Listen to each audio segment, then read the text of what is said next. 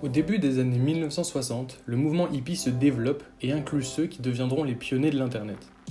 Ses membres sont tournés vers les libertés et l'émancipation de l'individu. Ils misent sur le partage et la création d'objets de la vie quotidienne, qu'ils soient technologiques, artistiques ou autres. Dès le départ, la notion de communauté est centrale dans le développement du web. Et cet idéal est encore présent aujourd'hui. Vers les années 2000, le web se développe et se propage en France. À ses débuts, on observait principalement des sites vitrines. C'est le web 1.0, caractérisé par l'apparition des mails et des portails de commerce en ligne. La conception des sites web était peu accessible. Seuls les informaticiens formés pouvaient mettre un site en ligne. Les évolutions technologiques des composants et des logiciels ont permis de passer de l'audio à la vidéo. Les évolutions technologiques ont également permis de mettre en réseau ce que l'on faisait autrefois localement. Comme les usages et les technologies ont évolué, il est possible de mettre en ligne des bases de données et de les partager avec des ordinateurs à distance. C'est la création des forums en ligne. Le web statique est devenu dynamique. C'est ce qu'on appelle le web 2.0. Autrement appelé web collaboratif, il tourne principalement autour des médias sociaux où les contenus sont générés par l'utilisateur. Le web 3.0 apparaît quant à lui dans les années 2010. C'est le web sémantique, les écosystèmes de savoir, les agents intelligents. Il s'agit de mettre en relation des humains avec des documents et des documents entre eux.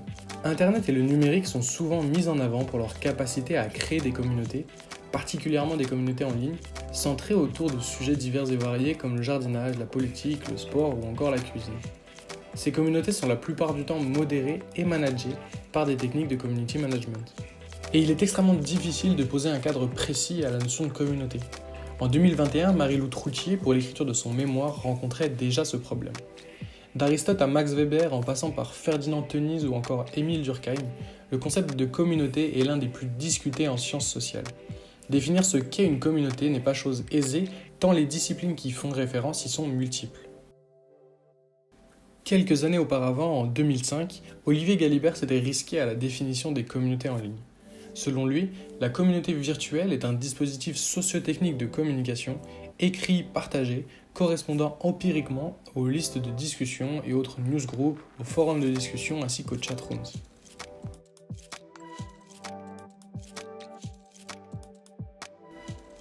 Le développement de ces communautés en ligne a fait naître de nouveaux métiers, comme celui de community manager, apparu avec la massification des usages communautaires en ligne et surtout de leur marchandisation.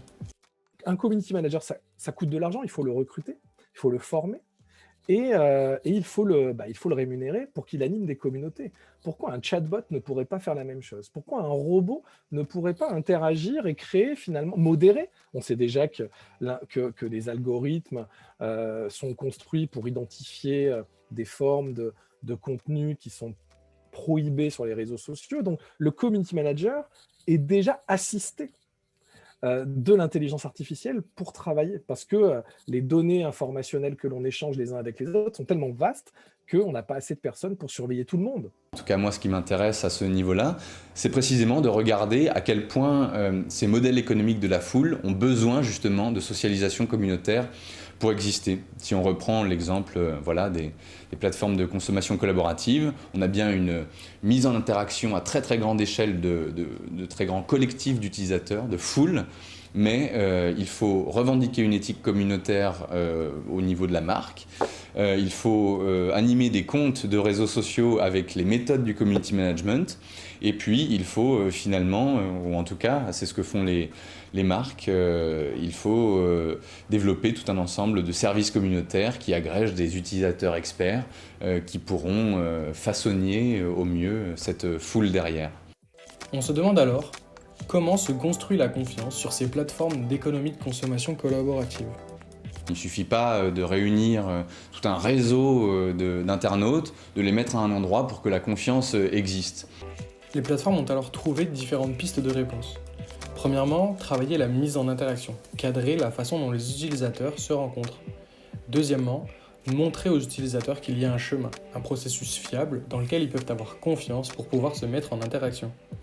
Et troisièmement, créer suffisamment de confiance pour que les utilisateurs se sentent en sécurité et aillent interagir avec les autres. on a tendance à penser que les plateformes génèrent de la confiance uniquement par la technique, en quelque sorte, et par un poil de marketing.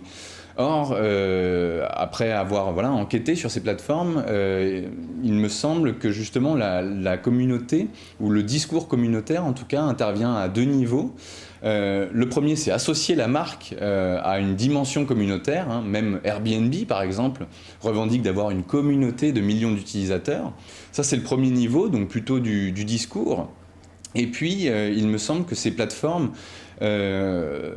finalement, développent aussi tout un ensemble d'espaces propres à la socialisation communautaire. Et puis, un troisième niveau, un phénomène qui m'intéresse beaucoup, c'est le fait que cette mise en interaction à très très grande échelle, Airbnb par exemple ou Blablacar sont des millions d'utilisateurs, cette mise en interaction de millions d'utilisateurs, elle ne peut se départir d'espaces de socialisation communautaire forts.